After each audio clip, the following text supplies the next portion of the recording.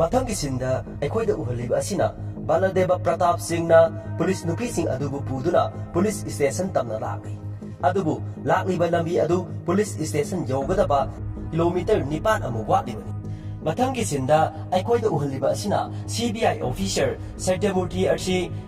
Botupuligidamak lambi da laki lambi da central minister adu thengaduna wari sanari central minister aduna sir Aigoigi lambisa asuki matik fatre aduna karaida busat ki hariyono mamangda aigi guest house lady aduga car manung sidasu paisa thanna yauribani aduna 2 days asya mafam asida yamna nungaina lekthokro aduga Delhi da yauraga mafam asida karimata thoogre haina paw oina tamluro aduga nangna retire tawgadabasya sahi ani khata ngairedana retire tawruba matungda yamna inakunba state amada nang governor oina ohelage Satyamurthy na amuk makatari aina thabak tawruba state Assam Kerala state kyamarumda thabak tawruba mafam khudimakta nangumba politician minister kyamarum amana nangna aingonda offer tawriba adumak chamanaba offer aingonda tawri ado punamak huran bangatan aduga amuksu makatari ai motu police kani aduga inquiry chathagani karigumba wari achida nangi naming palak agadi Delhi da nangbu lambi sorokta koising singani Minister adu sawalaktuna phuk hagotuna aisa local minister ni aisa sakti yamna leibnu pani CBI officer adu su sawgalaktuna aisa CBI gi specialist ni aigi khutta encounter dami yakhai manga hat khabani hairaga mahaki revolver adu satoktuna mathakta nomai maru amar kakhani mathangi sinda ulakliba asina Ranatunga gi yumdani Ranatunga gi mamana Baladeva Pratap Singhbu hingna thadokhigedamak machanupada saurami aduga Ranatunga hairi mahangna aigi inaunupabu purambani aduga aigi sagaibu mahangna singnaramani aduna phanglang marina question ba jaga asida mahak pa hatoklamlabadi mayamna aibu Salman tawraroi aduna mahak bu aina miyama mangda kaina chabaduna machet machet setuna hakkadoribani masya aigi wasakni tanja aduda central minister aduna Ranatunga da call tawraktuna CBI officer adubu tingbang ngamdre haiduna call tawraklami Ranatunga na machinda choli mafam asida sangchu sangaloi aduga mafam asidagi hanchu halalo haina machinda choli machina takbadi CBI officer du pau mahana hatkani haibasini mathangi sinda aikhoida uhliba asina CBI gi officer aduna mahaki thangnariba officer aduda hangli karichuna taba gunda amagi case asida central minister ama yauramba haibasya masigi marumda lairiba drisa ase karino masigi matangda aingonda apekpa langlalangjin amatang dipiro aduna officer aduna ahanbada Ranatunga phakibagi mahagi FIR gi copy adu puthokuna ulingai gi tanja aduda mahangna tonglakliba gari adu chauraba tata amana thaujilaktuna haijindana thamjilaklami Somdana Baladeva Pratap Singhna police nupi sing adubu puduna laklibagi lambi aduda Ranatunga gi miyoi singna gunda mayam amana motorbike amadi tractor gari sinaduna makhoi gi gari adubu tanaraktuna makhoi bu hatnaba bom kaya langsilaklami aduga gari aduda chongchilakpa mayam adu police nupi sing aduga fight tongnarami asumna fight tongnari gi tanja aduda khanghaudana makhoi gi gari aduda gari amana thongjilaklami aduna Baladeva Pratap Singh adu makhada takhre aduga police nupi amasu makhada takhriba police nupi adudi gunda amana thangna thilaklami asumna gari aduda thangna thilaba police nupi adubu singkhatuna amuksu gari thauduna satkre somdana CBI officer adu car manungda karisu tawduna leiri Masina takpadi mahangna hana mangjaunana gyan yamna taba officer ama oibana mahangna gari asi change tawkhrabani mangonda attack tawrani khanbadagi aduga mahangna hana tongba gari aduda oina attack tawkhibana mahak asok apan amata yahoudabani asumna police nupi sing amasung Baladeva Pratap Singh adu khungang amada yaurakni aduga soglaba nupi adubu mahana pangkhatuna mahaki mateng pangnabgidamakta kana lege haiduna khungang aduda koilaw lawduna chatlami adubu mafam aduda leiba khunja singdi amata leiramdri tanja aduda soglaba police nupi aduna ising khaurangne haina Baladeva Pratap da hairami aduna Baladeva Pratap Singhna ising thiba laklami adubu isingi konsin adusu ising amata taraktre tanja aduda yamna solabi nupi amana Tanza aduda ahal oirabi nupi amana ising khuzai ama puduna thorakle aduga Baldeva Pratap Singh da piduna nupi adubu ising pithaknaba tawrami adubu laibak thibadi ising khajikta phau thakpa nangdana nupi adugi aroibai hup tankhre numit ase siriba police nupi asigidi ihan hana duty tawba numini adubu mahakna thawna phana inaduna madugi case ado mahak yawkhibani Tanza aduda Vijay Lakshmi ki phone da Rana Tungana call tawraklami Asumna Pratapna phone adu lokhatli laduga law speaker thai Rana Tungana Nahaki nasal singna kappa lawbagi khonjel adu taba nungaibra aduga ing chitnaba lamdam aduda leiriba adugi dress adu yengba kamdawi aina haikidai lam asigi asangbadi asibatan oli haiduna aduna nahaki nasal sing adu su amamamta oina nangi nasal sing su adumaina sihengani aduga nahangna sidrikanda aigi mangda kurumbagi dress ado aina yengani aduna Nahaki sijanabagi matam thiba horo aduna lagno ai ngaire haiduna yamna usitana Rana Tungana phone aduda haireklami phone thamkhraba matungda Baldevana hairei mafam asida kari thoi kari tawi haibasa mahangna matau karamna khanglibano aduga khungam asida kari thokhrabage haiduna hanglaklami aduga nakhoina kamdongna Rana Tungana phaduna makhoigi sareng manung aduda kamdongna thamlamlibano haina hanglaklami SI Vijay Lakshmi na Asiba mi tara pangbadagi madugi inquiry sathanabagidamagta aikoina kanna honaduna kanana kari tawbano haibado khangbangambadagi aikoina Rana Tunga phaba satpani aduga Rana Tunga gi mayumda yowba matamdadi aikoina asumba se karinu haiba khanglakle aduga Rana Tunga gi nupina Vijay Lakshmi da lirakhiba wari mathek ama liraklami Switzerland gi Davos ko mafam amada Central Minister aduna business amagi matangda wari sanabagi sin ama aikhoida ulakli 1945 ki August ki tang tarukta thadakhiba Hiroshima Nagasaki gi atom bomb aduga Second World War sahi taruk satharakhiba asibu numit taruk nida loisinba ngamkhiba adugunuba sakti leiriba uranium gi maramda wari tawraklami adugi maramda scientist singna thijanba matamdadi uranium dagi hena sathibasi thorium oiramle aduna scientist singna satellite ki matengna thorium gi maramda thijanba matamda Australia gi nongchup thangba saruk aduga India gi Andhra Pradesh gi 600 mile sangpa samudra torban asida thorium asi marang gaina phangi aduga 100 mile sangba jaga amadi thorium asi asuki mati yamna lei aduna hairiba jaga ase makhoina paami pham adugi Thorium ado lokthokpa pambagidamagta jaga adubu makhoina lounabagidamagta sen phawbo pirake haiduna Central Minister aduda hairakhibani aduna businessman aduna hairakliba wahai adu Central Minister aduna su yaningduna aikhoina mafam ado nga phafam amadi hithangphanggi mingda aikhoina mafam ado loksingadabani aduda mamang thakta try trawkhraba Korna yaraktabagi wari ama thangnaba nupa aduna lirakpadagi Central Minister aduna kamdongna jaga ase lawgadagi haina dhirakpa matamda mafam aduda criminal gi thakta impaired sound linkhatana lairiba yamna sathiraba miyoi Rana Tunga ga businessman nupa aduga unhankhibani aduna businessman asina Rana Tunga da hairiba ase mafam asida lairiba khungang kunthra ase sangdoktuna makhoi khuta sinarabadi makhoida crore lising kun manga pirake haiba asini madugi tungda Rana Tunga amadi mahaki team adu search manungda laktuna praja sing aduda makhoi gi lamsing amadi khungang sing ado thadoknaba order tawrami asumna makhoi gi khungang sing pata sing adu thadu yadaba miyoi sing adu makhoina hatpa phuba chaiba yamna kana chatharakpa horaklami asumana torakpadagi praja sing adu khanga pa ngamdaduna mayum sing thadokpa yare haibagi sign tawduna atopa mafam singda satpa phawba yawrakle tawriba thorang sing ado yaningdaduna nupi macha amana video namduna social media da thagalaki aduguna nupi adu mamang thakta ising puthorokhiba nupi adugi macha nupi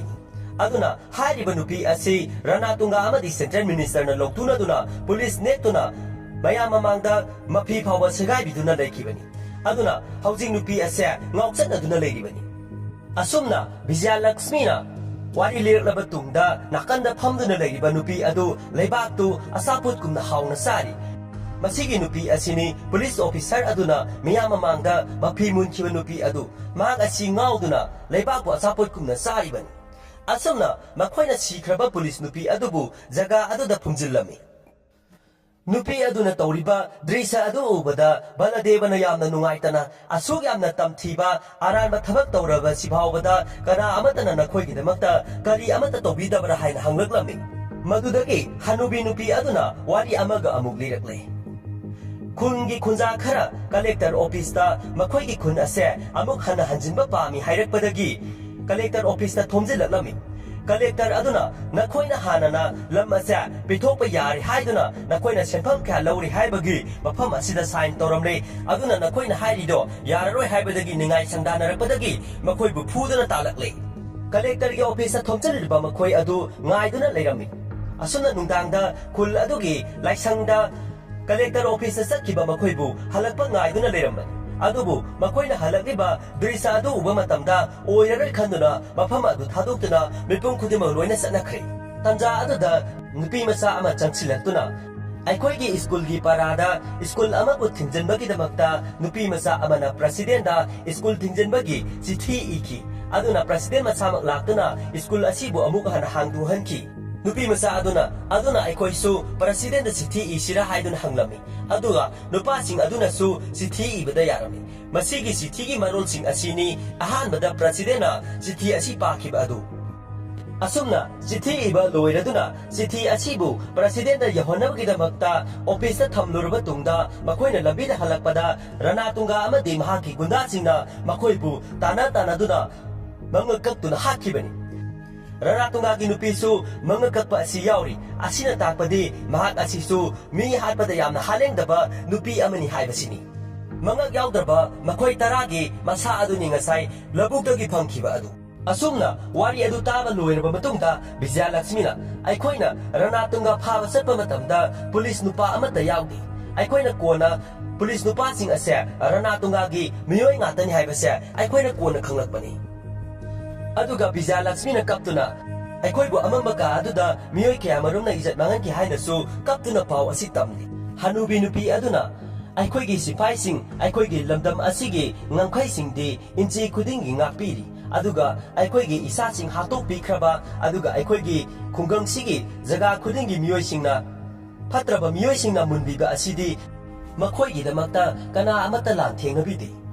wahai adu tabada baladevana ima aisa longini zani aikhoigi maridi ida leiba natte leihauksida leibani aikhoina hek polakpadagi na siba phawba masigi leihau asina aikhoibu senaduna lakpiribani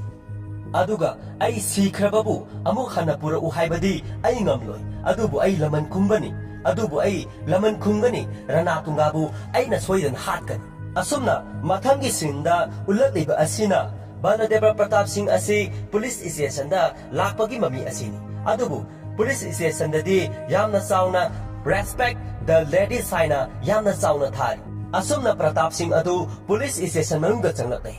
changlakpa matamda di leiramliba drisa ase angakpani zwar sanaba kanggu ama kerong sanaba kanggu ama aduga mafam adugi CI phawba PUBG sanaduna leirami asumna mahak CI officer adugi manakta sangsimduna complaint ige haina hairaklami aduga complaint ifam officer aduda insalaklami aduga complaint igadoriba nupa adusu glass amada karigumba ama thituna lei aduga nupa aduda masanama complaint adu izanaba haiduna insilaklami complaint iba haibase noigi na thawni hairaklami asumna police nupa aduna complaint inanaba ready leirami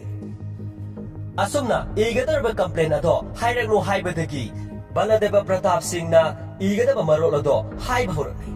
ai idli charamani aina idli adu hauna sari kanda gunda khara laktuna thingzilaklei idli adu haidokre aina makoida sori hayu haiba yadabadagi makoi adubu aina phudatlei asumna makoina phuraba matungda makoina Ram Subaredi palaklei Ram Subaredi gi mayunda laktuna sori hayu haibi Ram Subaredi su sori hayu yadabadagi aina mahaki gundaga Ram Subaredi ga su amuk phudatlei masu sori hayu amuk su yadre aduna mahana amuk su sombulu ming palaklei sombulu ming palakpadagi di mahak makoina toramba mayam adu sap lepi sombulu su Sorry hayu haiba yadabadagi aina mahakpu amuk phudatle. Mahakpu sombulu phure dabadagi moza phurit khakta maglit laga leiramba police nupa du phawba phurit adu lisilli. Somuluna amuk mahaki mayamba Rana Tunga gi maming palakle. Aduga makoiga punna amuk Rana Tunga gi mayumda satle. Aduga Rana Tunga nadi yamna thuna adumak sorry hairakle. Adubu aina sauningduna mahaki gundasing adubu aina loina phudatle. Tanja aduda yamna sauna CI adu hogalatuna nang ngaurabra nangna loina phuraga karigidamakta complaint igadawribano haina hangdaklami. Tanja aduda Baladeva Pratap Singhna Vijay Lakshmi haiduna kauraklami. Asuna police nupi sing adu station manungda sanglakli. Police nupi sing adu ubada police nupa sing aduna yamna karinga thaina birami. Aduga makoibu ubada yamna hangoina noksin birami. Adumna karim narakpa adudadi SI Vijay Lakshmi adu sauduna machin khara khumlai. Aduda CI officer aduna sauduna makut thage tawrei. Aduda Baladeva Pratap Singhna nupegi izatpu phalangda khata thaba natana phalangda khaktamak thaba natana thamoidagi su nupi singbu respect tawnanaba sauna hairaklami. Makhoi sing asya nakhoigi nasalgumba nachagumba ngatani. Makhoina duty chatluri. Aduga nakhoina makhoigi mateng pamagi mahutta nakhoina haudonggumna sieli. Khungam kunga mapangi miyoi sing khungang khadutuna chatnakhri. Masida police officer ama oina nakhoina makhoigidamak kari tawbikrage. Makok yaudraba makhoi taragi asiba haksang phangi. Makhoi taragidamakta kapla nawduna tawriba mayamdugidamakta nakhoina makhoigidamakta kari tawbikre. Madu punamak yaningdaduna nupi macha amana yaningdaba adu utnamagidamakta thauna phana chongthoktuna tawki. Adubu hojikti mahaksu leipak saduna ngauduna leire. Asumna sumtarambadagi CI aduna station asya aigini nakhondo kankhalakano asum hairakpadagi CI officer adugi phurit ado Baladeva Pratap Singhna singduna chekaire. Nakhoi masigi uniform asya nakhoina setpada sanadre. Aduna nakhoina sana uniform asya lakthokuna surrender taw. Tanja aduda maningdagi numai bakna Baladeva Pratap Singhbu suraklami. Aduga mahakpu phan amada thori tawduna kiduna ukhong amada punduna thami. Aduga mayam sangduna phurami. CI officer aduna so yana tamthina phurami. Aduga police nupi sing aduna mateng pange tawbada police nupi sing aduda so khut thaduna makhoi punamakpu phurami. Asomna CI officer aduna somuluda call tawruktuna somulubu phukhiba miyoi ado police station da mayam sangduna phaduna thamle haiduna pau piraklami. Asuna somuli adu police station da satnanaba sem saduna le. Mataima adu thulaktuna somulu nang karaida chattoino haiduna hanglami. Somuluna sadagi izat nangakna bagidamakta ai satkadorubani anada khara tambiyu hairamlaga mahak police station tamna lakni. Yotli tawduna mahakpu ukhong amada punsinduna thammi. Asumna ngahak lereba tungda somulu adu police station tamna lakni. Yamna sauna changsilaktuna mahaki ayaba yauduna nupa asibu phurami haibigidamakta CI officer adubu khupangna thajili. Asum hairaga nomai bakna nupa asibu hanjin phuba horaklami. Tanja aduda mapukchel yamna sengba constable ahal ama sabuduna changlakpani. Oiramliba drisya adubu ubada nupa adugi masak adu ubada kariguma khara ningsingatuna bike sodu pira u hairaga bike adu thauduna satkre. Somdana somuluna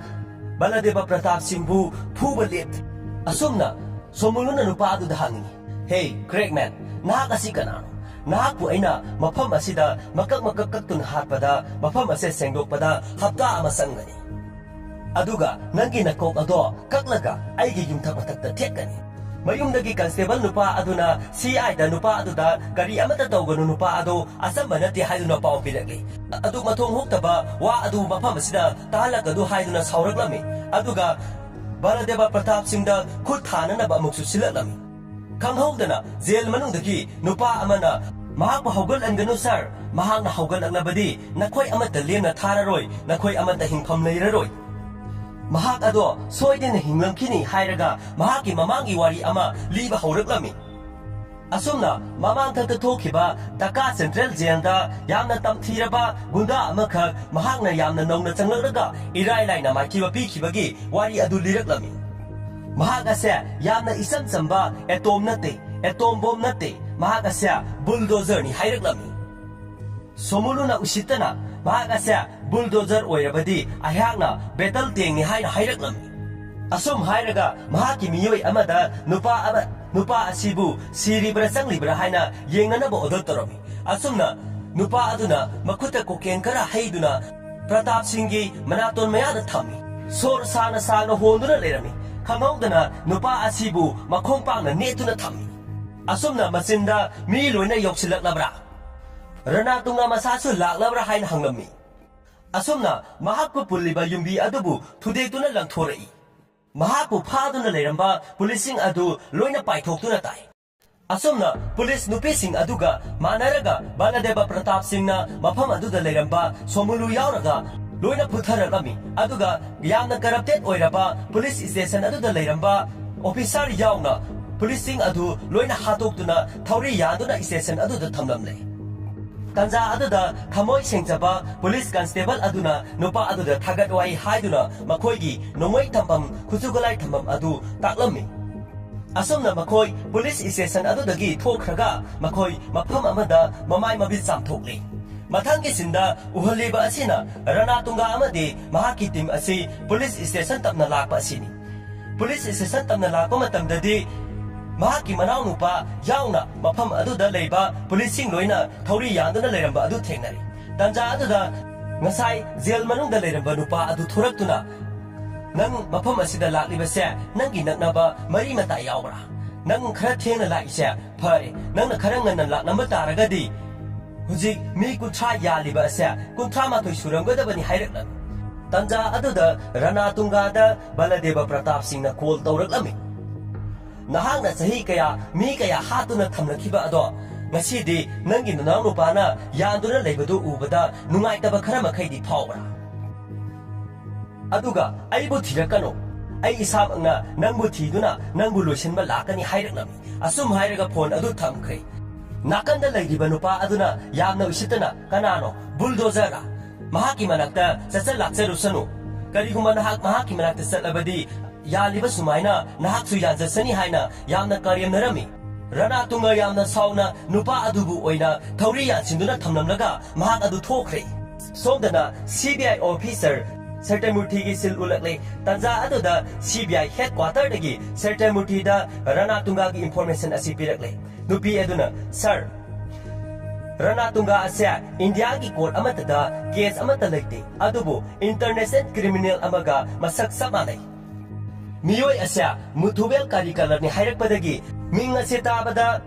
thoramba gari adu sakrauna lepri muthubel kari kalar haibasya Japhana Tiger Force ki deputy commissioner ni mahak asya ex minister ama harubagi mastermind tawrubagi damakta hairiba group asidagi mahak asya tathorakhibani aduna Sertamurti na mahaki detail ado asengba tharaknana ba office lomda haikre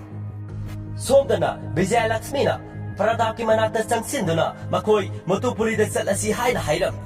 adubu lan ase mahak masan oina loisilagi haina pakhum piraklam Vijay Lakshmi na sir nahak ase kanano karisu thongnadraba aikhoi gi damak nahak na izat su kanbire aikhoi gi thawabi su kanbire aduga karisu thongnadraba khungang asigi damakta nathwai khubakta haptuna la thengnabiri nahak ase kanano sir somdana New Delhi gi Indian Army headquarter dani CBI officer Sertamurti na call tawraktuna Manipuri da yamna sathiba case ama leiri masigi damakta president ki direct order na ai mafam asida lakli aduna special force ama darkar oi haiduna call tawraklami army gi officer aduna mafam aduda yorakpada pung amadi sangani haina hairaklami aduda Sertamurti na khudakta pami haina hairaklami upai laitraduna Indian Army aduna mafam aduda aikhoi gi Indian Army officer ama mafam aduda active oiduna leibani haina hairaklami Sertamurti na phadadriba miyoi ase achamba misak nate aduna ai miyoi ama khaktamak nate pamni base battalion ama pami haina hairaklami army officer aduna lan hawbagi damaktadi army mayam ama darkar oibani aduga lan loisanabagi damaktadi army ama khaktamak darkar oibani asumna Manipuri da leiriba army officer adugi details Sertamurti da khangalakami 1999 ki Kargil war amadi 2016 ki surgical strike ta balakot ki lanpham da yegnaba singgi yanglen saru thude khraba adugulaba officer ने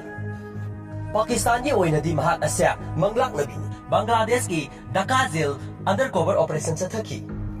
सही कया असिदा लेबाक असिदा अहोंब कया अमदि लेई अदुबु महाकी लांदी होंब लेते मसागी येंगबदी महाक नापीबा ngami aduga leibaki yengnabadi mahak ngakpiba ngamde mahak ase yamna tamthiba army officer amani mahak ase landa khulai sizinaraga mai pakpa nupa nati mahak masamna khulai oiraga mai pakpa nupa ani mahak jaat regiment gi nongsani Indian army gi sathokjaningai oiraba brigadier baladeva pratap singh ni hairaklami liri bawari adu Vijayalakshmi amadi police nupi sing adu dasu tahan bagi mong adu utli somdana hitangpham amada local minister amadi businessman aduga ngasi lamgi paisa thina ba numit oirami asumna sel mayam ama paiduna thami aduga nakanda se mayam ama su paiduna thami adubu pairiba se aduda Manipuri village ki di se adu yauramde Tanja aduda Ranatunga adu makoigi full uniform da khulai matik chana paiduna maningda gari mayam ama puduna lakli aduga Manipuri village ki miyoi mayam ama su gari manung aduda haptuna purakle asumna ngasai ahanbada president da sithi ekhiba nupi masa adu Ranatunga na phaduna atopa sithi amamuk president da inana ba hairami mahangna igadaba marol adu hai hauраklami ikai khunazaraba president Sithi ase Manipuri khundagi irakpani Sithi ase Siri Ranatungana matau karamna praja sing ase mathoi manghanbagi haibagi maramda khanganabagi damakta irakpa sithi ni numai maru ama thatlauna kapi aduga nupi aduda inaba hai ahanba numai maru thabakta pali aduga abukso numai kapi ani suba maru khanauda pali maru khara abuk kapi ahum lak subadadi miyoi ahum nomaina pandana sire asumna yamna tamthina khuladu gi mising adu nomaina kaptuna ilai lai ba maongda yamna karisa leitana miyoi sing adu bu hatlami tanja aduda khuladu gi yunga unupa adu hogalagni asima su iu masima su nahak na tawriba khudimak lanbina ba nahak pumai thiba pina ba kanagumba masu laknani masima su iu nahak na lammun gadoriba jaga asida nonglei nungsit laktuna nahaki haksang busu makhada phumjin kini basli masu iu nahakna kakhiba khubi sing aduna nahak bu thori yanduna halagani masi tabada Ranatunga na nupa adubu nongmei kapsinduna hatokle tanja aduda chopper ama pai selectuna Baladeva Pratap Singh na leiramliba lalhoba mayam aduda mathaktagi nongmei kaptharaklami asumna yamna akanba maongda nongmei kapnarami Nomai kapna bagi maong asi asuki matik phajai mahangna machine gun kaya sizinaduna su nomai kapli asumna lairamba lanmi mayam adu halaba tungda Ranatunga upai lairaktanatuna sithi iriba nupi masa adubu phaduna nomaina nami aduga mahaki nomai adubu makhada thamdanaba order tawrami tanja aduda nupi amana mahaki angangni thadokpiyo haina changchalakpada Ranatunga na nomaina kaptuna nupi adubu hatok Brigadier Baladeva Pratap Singh khulai thadokle Ranatunga na aihaki khutta misam dagi lanmina hena aigi khutta tubani aduna aina chatrikanda ngasi lanmi amasu hatpa phanggadori asumna tawringaida khunjasing mayam ama changsilatuna Pratap Singh bu kanduna tham asumna tawringaida Pratap Singh adu Ranatunga gi manak mamangmaktada leptuna leisali aduga onthorakpada nupi masa adu suleiramdre asumna makhoi phunaba horaklami asumna yamna kanma maongda phunari Brigadier Baladeva Pratap Singh na Ranatunga bu asuki matik sathina puri Ranatunga na aihakna sahi tara manga sangna sagatsarakpa impayar asya nahakna pung tara da loisile nahak ase kanano Pratapna aihak jani ai laihau asida saurapani masagi thadoklaga miyamgi hana khanba aduguna balani asumna mahakpu masak taknaba tungda Baladeva na mahaki ngaksamda yoli thangduna praja mayamna yoli adu singkatuna Ranatunga bu hale somdana Ranatunga gi nupi su Vijayalakshmi na phaba laklami adubu khangawduna makhuna pairamba nomai aduna masa matomta kapsinduna suicide tawduna sijakre aduga mama aduna madugi matau adu ubada heart attack tawduna sikre asumna sertamutine Europe matamdadi Brigadier Baladeva Pratap Singh na khudima loina loisillamne Asumna praja mayam amadi lairamliba mayam aduna mangonda salam toromi. Asumna Brigadier Baldeva Pratap Singh adu helicopter tungduna sananaba thorang tauringaida ngasagi nupi macha ama chensilaktuna mangonda konsilli. Aduga karigumba problem ama thonabadi nahak korake lakadra haina hangami. Aduga Brigadier nasu lakani haiduna kunami. Asumna President Secretary Mutina Brigadier Baldeva Pratap Singh na taukiba afaba thabak kudimak President wari loina lirami. Asumna Brigadier Baldeva Pratap Singh so sopar tungduna sakre. Asumna movie asisu matang asida loisille.